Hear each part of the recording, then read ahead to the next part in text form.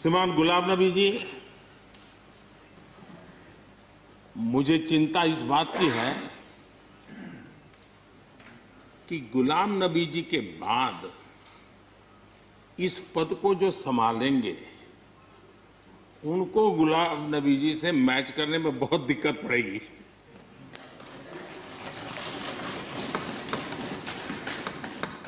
क्योंकि गुलाम नबी जी अपने दल की चिंता करते थे, लेकिन देश की और सदन की भी उतनी ही चिंता करते थे। ये छोटी बात नहीं है जी, ये बहुत बड़ी बात है जी।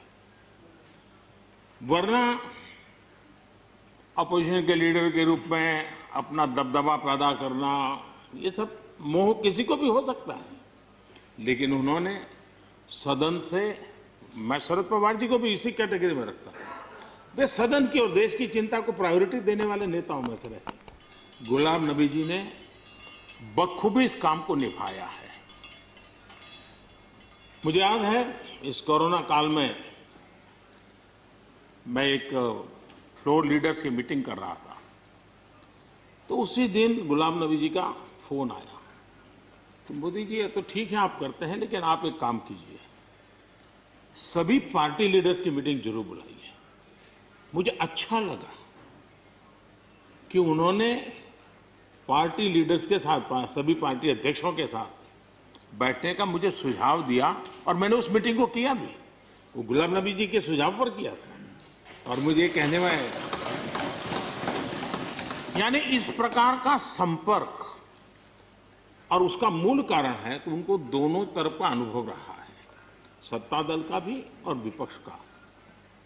28 साल कार्यकाल, ये अपने आप में बहुत बड़ी बात होती है जी।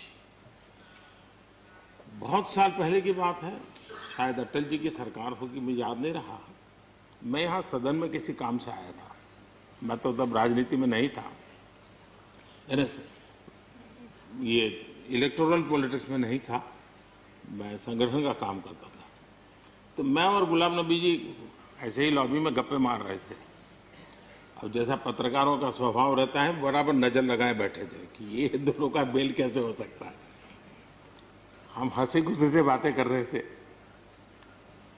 तो हम जैसे ही निकले तो पत्रकारों ने घेर लिया। गुलाम नबी जी ने बहुत बढ़िया जवाब दिया था, वो जवाब हम लोगों के लिए बहुत काम आने वाला है। उन्होंने कहा, भाई देखिए, आप लोग हमको अखबारों में या टीवी माध्यमों में या पब्लिक मीटिंग में लड़ते झगड़ के देखते हो, लेकिन सचमुच में इस छत के नीचे हम जैसे एक परिवार का वातावरण कहीं नहीं होता है। इतनी हमारी आत्महत्या होती है, इतने सुख दुख होते हैं। ये जो स्पिरिट है, वो स्पिरिट अपने आप में बहुत बड़ी बात होती है। गुलाम नबी जी का एक शौक शायद बहुत कम लोगों को पता होगा, और कभी उनके साथ बैठोगे तो बताएंगे, हम सरकारी बंगलों में रहते हैं, तो बंगले की दीवारें, अपना सोफा सेट, उसी के आसपास हमारा दिमाग रहता है। लेकिन गुलाम नबी जी ने उस बंगले में जो बगीचा बनाया है, यानी एक प्रकार से कश्मीर की घाटी की याद दिला दे, ऐसा बगीचा बनाया है।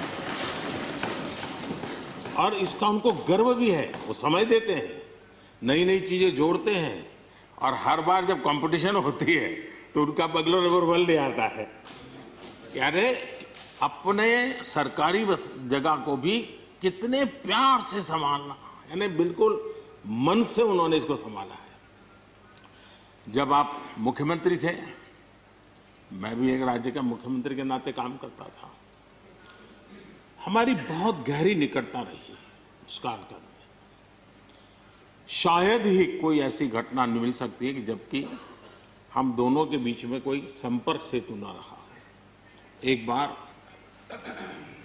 गुजरात के यात्री, क्योंकि जम्मू कश्मीर में जाने वाले टूरिस्ट में गुजरात बहुत बड़ा नंबर रहता है, और टेररिस्टों ने पर हमला कर दिया, करीब 8 लोग शायद मारे गए। सबसे पहले गुलाम नबी जी का मुझे फोन आया,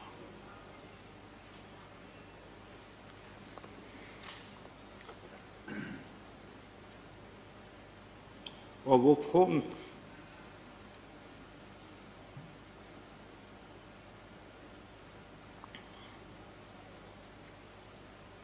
सिर्फ सूचना देने का नहीं था,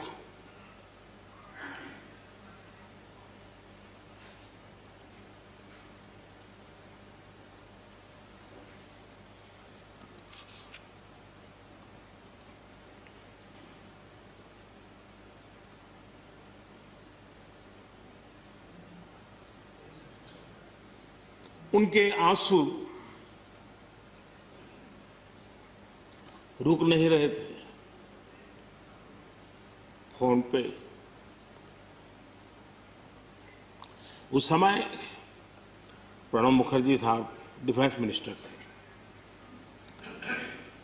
मैंने उनको फोन किया, मैंने कहा साहब अगर फोर्स का हवाई जहाज मिल जाए डेड बॉडी को लाने के लिए। रात देर हो गई थी। प्रणब मुखर्जी साहब ने कहा आप चिंता मत कीजिए, मैं करता हूं व्यवस्था। लेकिन रात में फिर गुलाम नबी जी का फोन आया। वे एयरपोर्ट थे।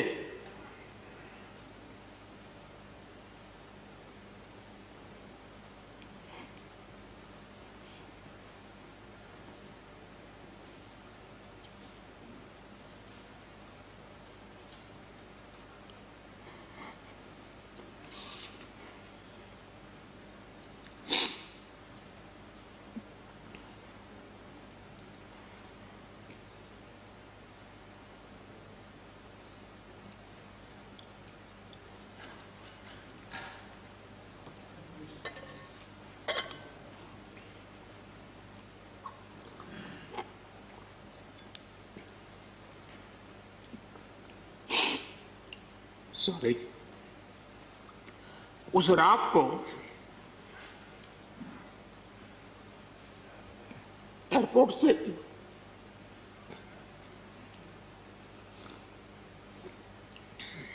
उन्होंने मुझे फोन किया और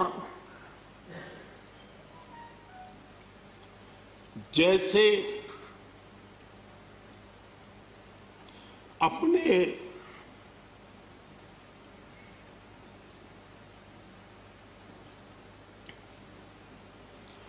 परिवार के सदस्य की चिंता करें,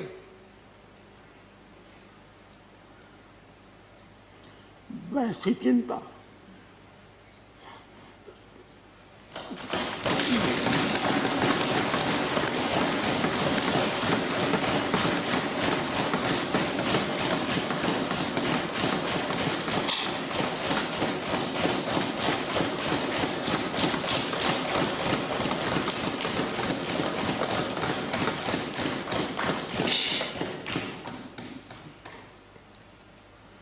पद, सत्ता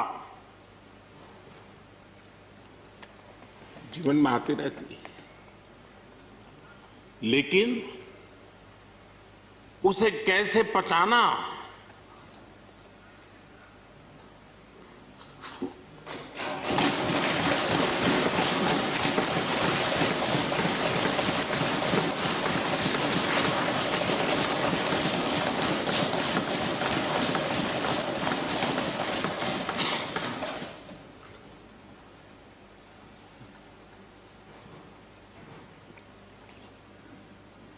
मेरे लिए बड़ा भावुक पल था।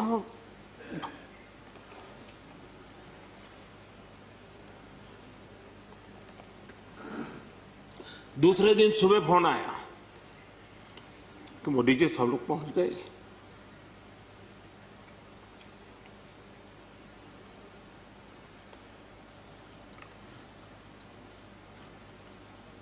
इसलिए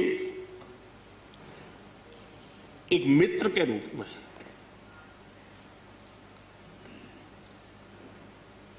गुलाम नबी जी को घटना और अनुभव के आधार पर मैं आदर करता हूं।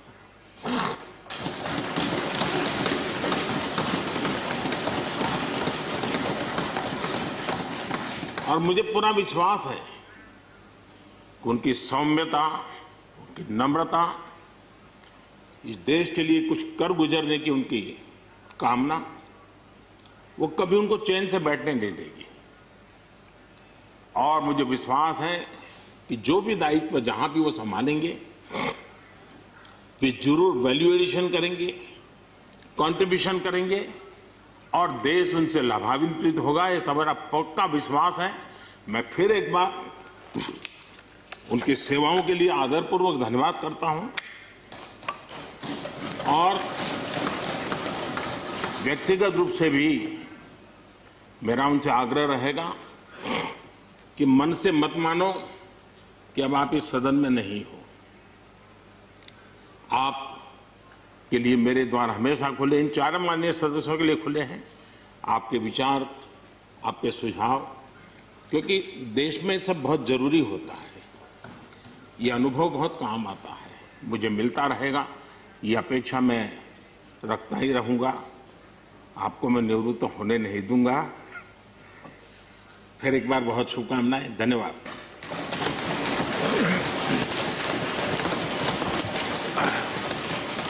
धन्यवाद प्रधानमंत्री जी।